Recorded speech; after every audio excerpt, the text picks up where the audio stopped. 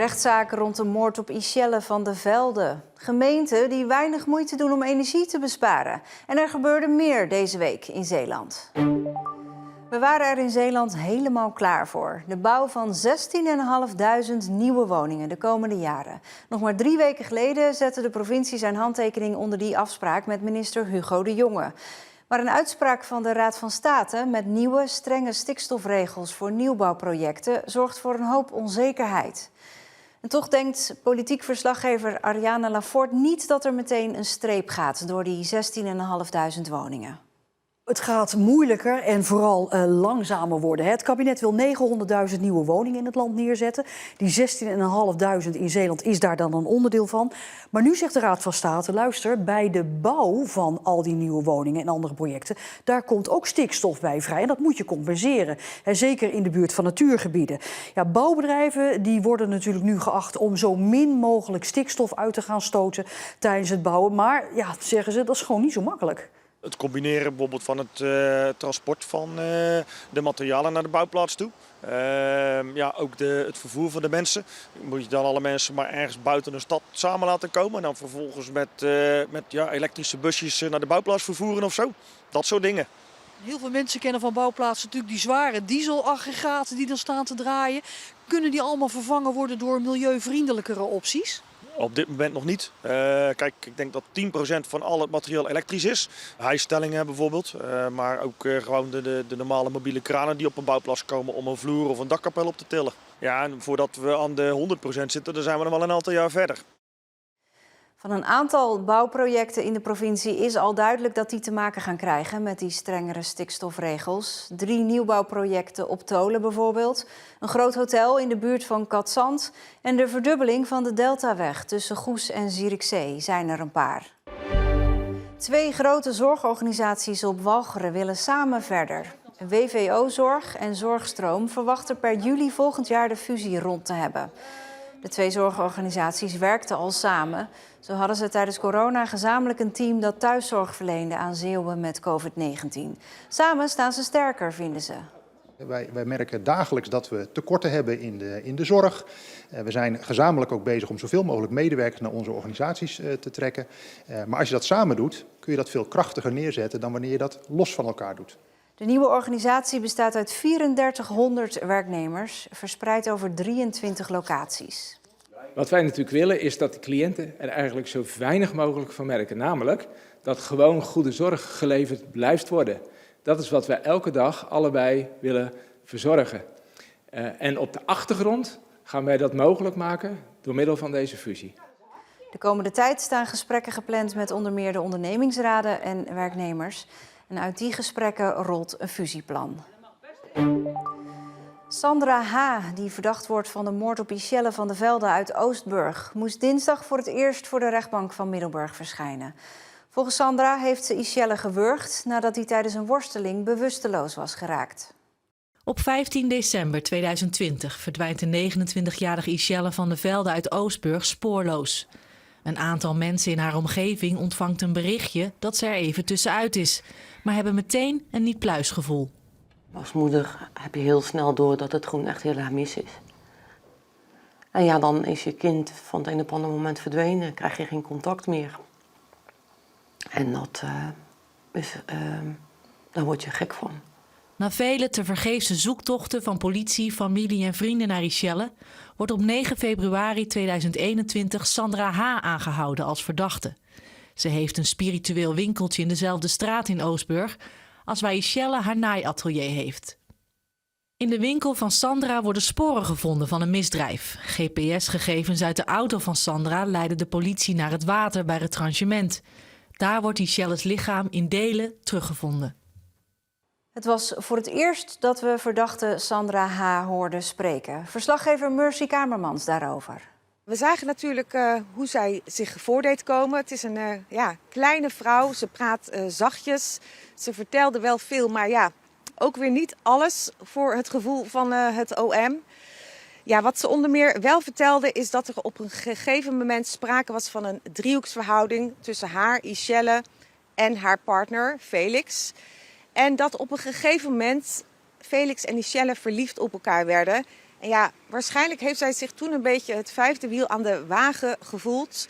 En toen is er uiteindelijk een discussie ontstaan tussen Sandra en Ishelle. En daar vertelde ze dit over. Dan ben ik rechts gestaan en dan heb ik een duw teruggegeven. En dan is Ishelle met haar hoofd tegen de rand van de verwarming gevallen. Alles zag zwart voor mijn ogen. Omdat ze bewusteloos was? Ik raakte in paniek. En toen? Heb ik zachtjes haar keel dichtgeknepen. Er waren vandaag wel meerdere pijnlijke momenten. Zelfs zo pijnlijk dat zowel de moeder als de broer van Ishelle even wegliepen uit de zaal, omdat het ze gewoon even te veel werd. Wat ik heel knap vond is dat vader, moeder en broer van Ishelle allemaal een slachtofferverklaring hebben afgelegd. Ja, daar kwam ook veel emotie bij kijken. De moeder van Ishelle die durfde het zelfs aan om te gaan staan op zo'n manier, dat eigenlijk Sandra niet anders kon dan die moeder aankijken. En dat deed ze ook wel. Ja, Sandra die leek onbewogen, maar ja, het was een heel emotioneel betoog. Zo vertelde de moeder van Ishelle iets heel pijnlijks. Bijvoorbeeld, dat zij nog zou gaan vragen bij Sandra van, goh, weet jij iets van Ishelle en waar ze is?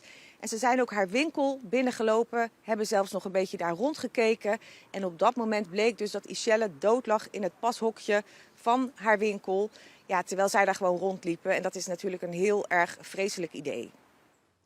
Er komt op Walcheren tijdens de komende oud en nieuw geen algeheel vuurwerkverbod. Hoewel politieke partijen daar wel nadrukkelijk om hadden gevraagd.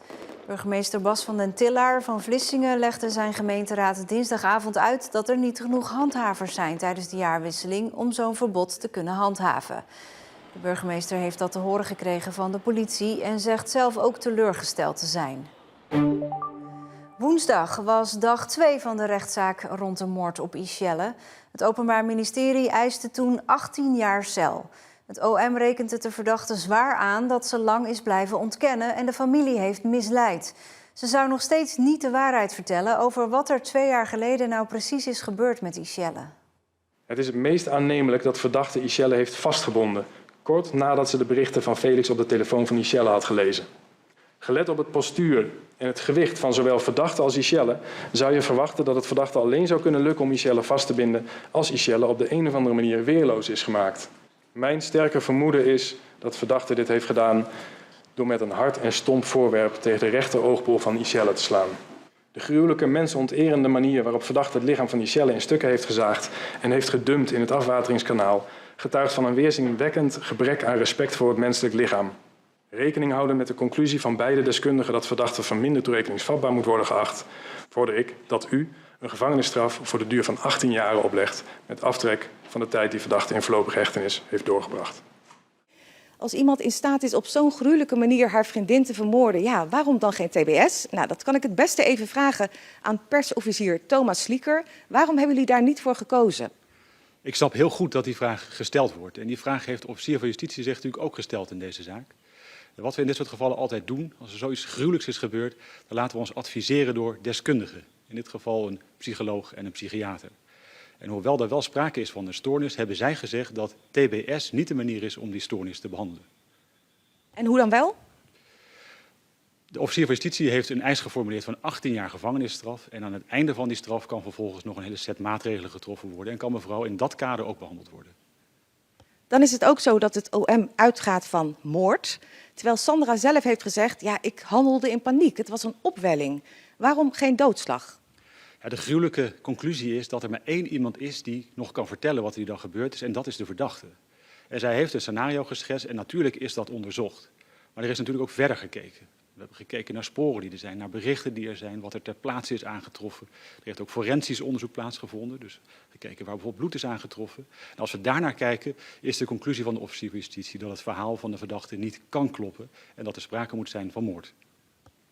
Nou, volgens Sandra is er dus geen vooropgezet plan geweest en haar advocaat zei daar het volgende over. Er wordt veel gespeculeerd, er wordt veel gesuggereerd. Maar daar kan nog geen bewezen verklaring voor moord op worden gebaseerd. En gelet op de zwaarte van de verdenking, dient daarover geen enkele twijfel te zijn bij uw rechtbank. Ik concludeer daarmee dat voorbedachte raad niet wettig en overtuigend te bewijzen valt. Normaal wordt er na 2 weken uitspraak gedaan. De rechtbank neemt voor deze zaak 3 weken de tijd en doet op 30 november uitspraak. Niet alleen gemeentes, maar ook het Rijk zou de portemonnee moeten trekken voor de GGD's. Dat zegt Jos van der Zanden, die hoge functies heeft bekleed bij verschillende GGD's en er onderzoek naar heeft gedaan. Want na jaren van bezuinigingen staat de dienst er in Zeeland niet goed voor. Omdat de gezondheidsdienst vreest dat het werk niet meer goed kan worden uitgevoerd, is de Zeeuwse gemeentes om ruim 2 miljoen euro extra gevraagd. Ik heb het idee dat dit echt wel nodig is, ja, om een beetje opnieuw een solide structuur te krijgen. Het hoofdkantoor van de GGD zit hier in Goes. Er werken 300 mensen. De gemeentelijke gezondheidsdienst begon ooit met waterzuivering en schoolartsen. De dienst is uitgegroeid tot een instelling die een rol speelt van wieg tot graf. Zo kijkt een GGD-medewerker bij je pasgeboren kindje of alles oké is met het gehoor en checkt een forensisch arts na de dood van je vader of moeder of er sprake is van een juiste euthanasieprocedure. Denk ook aan prikken voor reizen, voorlichting over SOA's en niet te vergeten honderdduizenden prikken door heel Zeeland tegen het coronavirus. Het zijn allemaal taken van de GGD, waar mensen overigens heel weinig van weten. Nee, niet echt. Nee, echt niet. Ik weet wel dat ze op school natuurlijk gezondheidscontroles doen van leerlingen. Je kent alleen maar van corona? Voornamelijk wel, ja. De gezondheidsdienst krijgt elk jaar bijna 18 miljoen van de Zeeuwse gemeentes. Dat is niet langer genoeg. De gezondheidsdienst vraagt in een noodkreet 2,4 miljoen euro per jaar extra. Ik heb u al eerder verteld dat de rek eruit is bij de GGD. Maar nu is de bodem bereikt en dreigen we daar zelfs op onderdelen doorheen te zakken. Jos van der Zanden uit Rosmalen heeft jarenlang bij verschillende GGD's hoge functies gehad. Hij heeft in 2015 onderzoek gedaan naar de staat van de GGD in Zeeland. Zijn conclusie ligt er niet om. Toen hadden ze maar 1 formatieplaats op algemene infectieziektebestrijding, terwijl dat minstens 2 formatieplaatsen moest zijn. Dus ik denk, daarna zijn die bezuinigingen nog gekomen. Dus ik weet niet wat er toen gebeurd is. Maar ik kan zomaar voorstellen dat dat toch behoorlijk slecht geweest is de laatste jaren. Voor meer personeel en ook meer management vraagt de GGD nu de miljoenen extra aan de gemeentes. Terecht, zegt Van der Zanden. Ik heb het idee dat dit echt wel nodig is, ja, om een beetje opnieuw een solide structuur te krijgen. Maar het Rijk zou wel meer moeten bijspringen, zeker in Zeeland. Ik vind dat het Rijk hier ten aanzien van financiering ook een verantwoordelijkheid in heeft. Daar heeft het natuurlijk al regelmatig over gegaan, maar ze hebben die verantwoordelijkheid nog nooit genomen op deze manier. En zo moeten dan gemeenten die dun bevolkt zijn, die hebben niet minder risico. Wat dat betreft denk ik, dan moet er financiering van de Rijksoverheid komen. De komende tijd praten de gemeenteraden over de 2,4 miljoen extra per jaar. 15 december moet duidelijk zijn of dat geld er daadwerkelijk komt. Als het aan het college van B&W van Terneuzen ligt, komt de nieuwe locatie van het Lodewijk College bij het sportcomplex De Vliegende Vaart in Terneuzen. De middelbare school is dringend aan een nieuw gebouw toe. We zetten een school neer voor de komende 40, 50 jaar. Dan moet je niet kijken op 5 jaar, op 10 jaar, maar dan moet je echt kijken van wat is de toekomst van Terneuzen binnen 20 jaar, binnen 30 jaar. Voor het Lodewijk College kwam de locatie in eerste instantie als een verrassing, maar inmiddels staat het schoolbestuur achter de keuze. De voordelen van de Vliegende Vaart zijn onder andere dat daar de potentie ligt in een mooi gebied om een school als het Lodewijk College daar neer te zetten. Samen met andere partners die wij ook graag op de campus hebben. Ziekenhuis Zorgzaam is minder blij met die locatiekeuze, omdat dit de samenwerking zou belemmeren tussen de school en het ziekenhuis. Op 15 december stemt de gemeenteraad over het collegevoorstel. Minister Jette van Klimaat was duidelijk dit voorjaar. Om minder afhankelijk te zijn van Rusland moet iedereen helpen om ons energieverbruik omlaag te brengen. Iedereen, dus ook de Zeeuwse gemeente. Maar uit een rondgang van Omroep Zeeland blijkt dat zij nog maar weinig maatregelen nemen. Collega Floris-Jan Sietsema over wat voor maatregelen dat dan zouden moeten zijn. Nou, daarvoor is het goed om even naar het buitenland te kijken. Parijs bijvoorbeeld, daar hebben ze gezegd, nou, je mag als winkelier best je verwarming of je airco aan hebben staan, maar dan moet je wel de deuren dicht houden. En doe je dat niet, dan krijg je een boete van €150. Kijken we naar Duitsland, Hannover bijvoorbeeld, hebben ze ook een heleboel maatregelen genomen. Douchen in een sportschool of in een zwembad mag daar alleen nog maar koud. En dan echt koud. De fonteinen hebben ze allemaal uitgezet in de gemeente, ook die slurpen energie. En ook hebben ze gezegd, alle grote gebouwen in een gemeente die we normaal aanlichten met lampen 's avonds, ja, daarvan zetten de verlichting voorlopig maar even uit. Een van de zaken die Middelburg aan wil gaan pakken is het crematorium dat de gemeente in eigendom heeft. De ovens verbruiken veel gas. Zo kost een crematie in de linkeroven 20 tot 40 kub gas bij een crematie gemiddeld.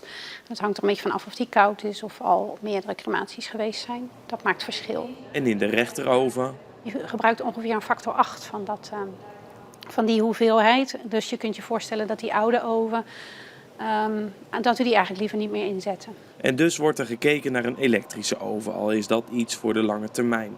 Voor nu wil het crematorium vooral efficiënter gaan werken met de oven. Als die heel heet is en hij wordt goed achter elkaar de crematies ingepland, dan gebruik je op den duur eigenlijk bijna geen gas meer. Maar natuurlijk willen we ook tegemoetkomen aan de wensen van nabestaanden om bijvoorbeeld mee te gaan naar de ovenruimte en daar afscheid te nemen.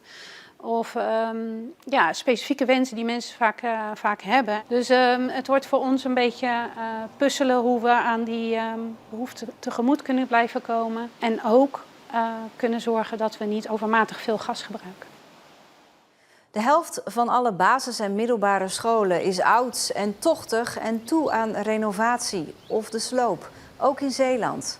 Openbare basisschool De Rijgersberg in Rilland zou nodig moeten worden opgeknapt. De school werd begin jaren 80 gebouwd. Deuren zijn nu gaan klemmen en aluminium kozijnen sluiten niet meer goed. Nou ja, we merken aan de binnenkant gewoon ook lekkages. Lekkages aan het plafond. Dat het gewoon naar binnen komt, het water. Bij een goede fikse regenbui, dan is het mis. Want dan kan je eigenlijk wel emmertjes gaan neerzetten. Het bestuur van de school heeft al bij de gemeente Reimerswaal aangegeven dat er wat moet gebeuren. Maar volgens de gemeente is nieuwbouw van de school pas over ruim 20 jaar gepland, in 2045. En daarmee zijn we aan het einde van de week en bent u weer helemaal op de hoogte. Een fijne avond.